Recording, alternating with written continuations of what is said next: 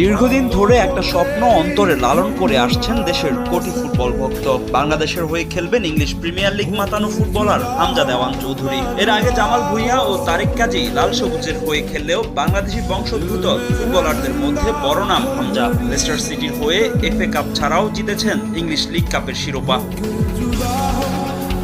এই ফুটবলার বাংলাদেশের হয়ে খেলার আগ্রহ প্রকাশ করার পরই তাকে লাল সবুজ দলে আনার প্রক্রিয়া শুরু করে বাংলাদেশ ফুটবল ফেডারেশন। বাংলাদেশের পাসপোর্ট থেকে শুরু করে ইংলিশ ফুটবল অ্যাসোসিয়েশন ও ক্লাবের ছাড়পত্রের ব্যবস্থা করে বাফুফে।